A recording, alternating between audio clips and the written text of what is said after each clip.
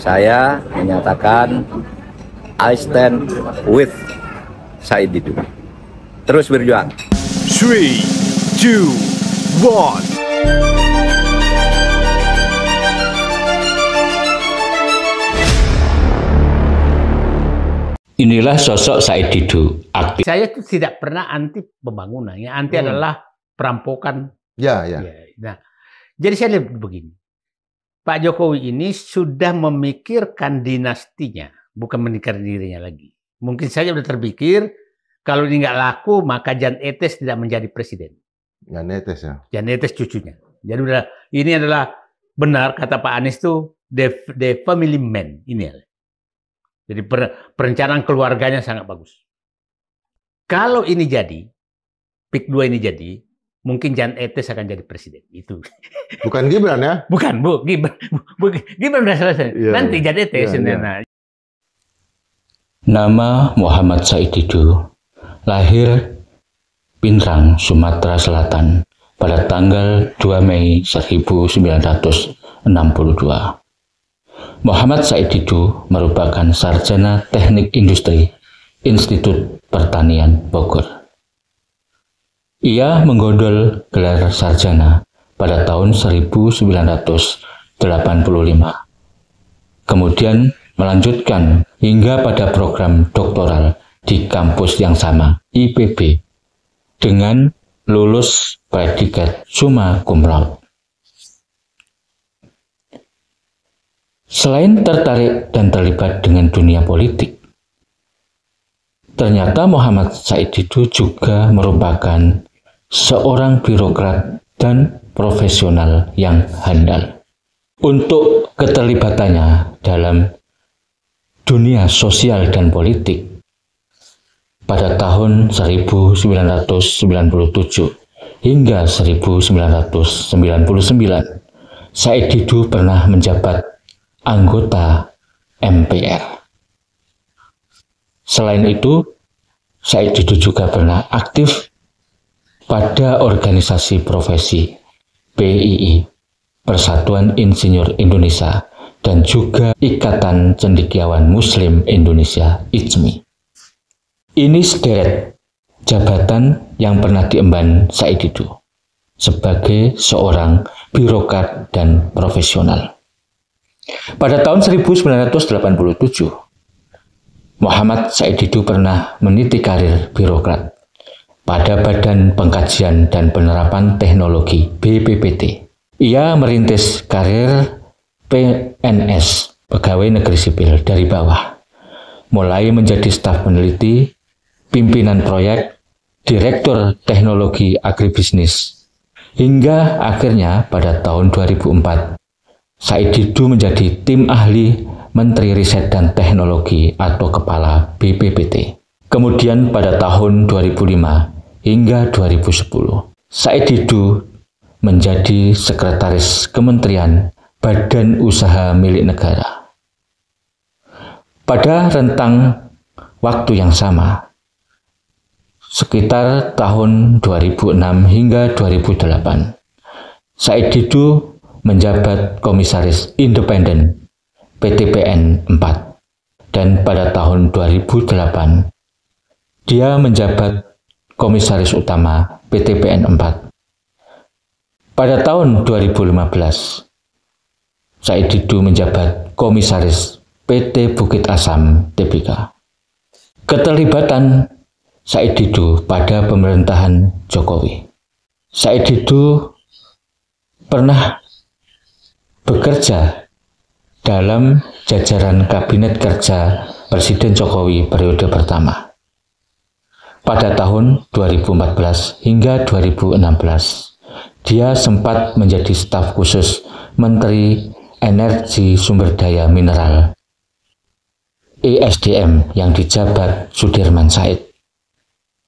Dan selama Said Didu berada di pemerintahan Jokowi, yang kala itu juga menjabat Komisaris PT Bukit Asam Tbk, sudah sering melontarkan kritik tajam, khususnya kritik terhadap kebijakan pemerintah Jokowi soal energi dan privat.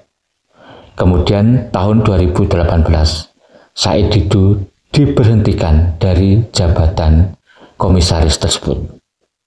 Menyadari sikap aktivisme dan kritisisme yang dimiliki, akhirnya Said Didu membuat pilihan jalan baru, yaitu pada tanggal 13 Mei 2019, dia menyatakan mundur dari pegawai negeri sipil yang selama itu sudah digeluti hampir 33 tahun. Ini pilihan yang tidak mudah bagi Said Didu, merupakan pilihan yang sangat berani, nekat, dan penuh risiko ketika menjadi simbol perlawanan terhadap rezim yang pernah berkuasa dan oligarki yang ada di belakang. Karena bagaimanapun, posisi hukum dan politik Said Didu bukan soal menghadapi perlawanan atau pemolisian yang dilakukan oleh Kepala Desa Blimbing, Kecamatan Kosambi, Kabupaten Tangerang, Haji Maskota. Tapi lawan utama Said Didu itu adalah rezim yang pernah berkuasa, yang membuat kebijakan proyek strategis nasional dan pemilik manfaat kebijakan tersebut. Rezim yang pernah berkuasa itu yang kami maksud adalah mantan Presiden Jokowi. Dan orang yang memiliki manfaat dari kebijakan itu adalah Aguas, Bos Agung Podomoro. Kalau masalah Kepala Desa Blimbing, Haji Maskota, saya pikir itu hanya merupakan instrumen proksi dari kekuasaan dan kekuatan oligarki yang ada di belakang. Karena bagaimanapun, sumber masalahnya adalah soal kebijakan rezim Presiden Jokowi yang menerbitkan Peraturan Pemerintah Nomor 42 Tahun 2021. Sebuah kebijakan yang memberikan privilege pada Pantai Indah Kapuk II menjadi proyek strategis nasional. Tentu saja dengan memasukkan Pantai Indah Kapuk II dalam proyek strategis nasional akan memberikan dampak yang luas soal ekspansi sosial bisnis yang nanti akan bersinggungan dengan berbagai macam ragam kepentingan hajat hidup rakyat kecil. Dan yang paling mendasar itu adalah masalah potensi konflik agraria dan dampak pembangunan terhadap lingkungan sosial yang selama ini memiliki relasi tradisi sosial dan ekonomi masyarakat. Dalam posisi seperti itu, kemudian Said Didu berada paling depan melakukan investigasi, advokasi, dan pembelaan hak-hak rakyat lokal. Karena Said Didu menilai ada kebijakan negara yang tidak adil. Satu sisi memberikan ruang oligarkis yang kemudian memiliki akses yang luas untuk melakukan ekspansi bisnisnya. Tapi pada bagian lain, ada hak publik lokal yang memiliki hak atas tanah, lingkungan alam, yang menjadi penyangga keberlangsungan kehidupan masa depan keluarga dan seluruh masyarakat sekitar. Rupanya pembelaan dan perjuangan Said Didu untuk rakyat kecil yang kena dampak proyek strategis nasional Pantai Indah Kapuk II itu mengalami hambatan dan halangan. Karena sikap keras dan kritis Said Didu itu justru kemudian dikriminalisasi. Ada salah seorang kepala desa Blimbing, Kecamatan Kosambi, yang saat ini juga menjabat sebagai Ketua Abdesi Kabupaten Tangerang, Haji Maskota, membuat laporan polisi dengan tuduhan Said Didu dinilai telah melakukan provokasi dan dianggap melanggar Undang-Undang ITE. Kemudian ada informasi yang berkembang. Katanya laporan polisi nomor 361 garis miring 7 Romawi garis miring Yan .2.4.1 garis miring 2024 garis miring SPKT itu sudah masuk tahap penyidikan. Artinya sudah ada tersangka. Kemudian apakah tersangka itu yang bernama tokoh perlawanan saat ini Said Didu? Tapi kemudian dibalik upaya kriminalisasi oleh pihak-pihak tertentu, justru banyak tokoh atau institusi kritis melakukan pembelaan terhadap diri Said Didu. Banyak advokat, bahkan katanya ada ratusan, akan ikut membela Said Didu dalam proses kriminalisasi tersebut. Banyak pula tokoh-tokoh kritis yang mendampingi dan memberikan dukungan pada Said Didu. Ada Adher Subino Arif, Rocky Gerung, Refli Harun, dan kawan-kawan yang secara terang-terangan membela sikap kritis Said Didu.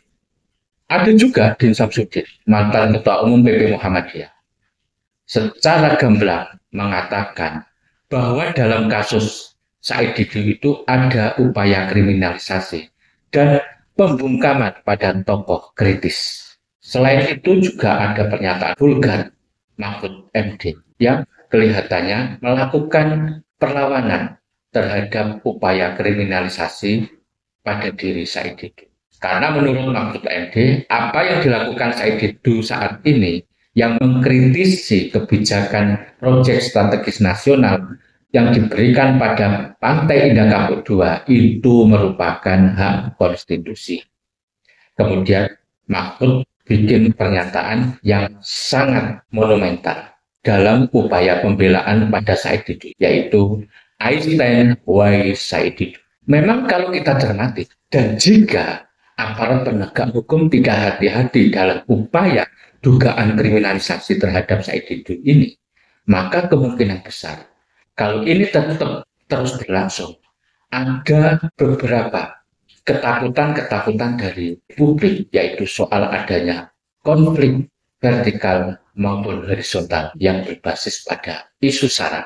Kalau kita cermati lebih jauh, memang saatnya kita membela Said Didu yang dengan nalar kritisnya sedang melakukan proses demokrasi di tengah-tengah negara yang menganut azas demokrasi. Sekali lagi, Said Didu. We stand by Said Didu.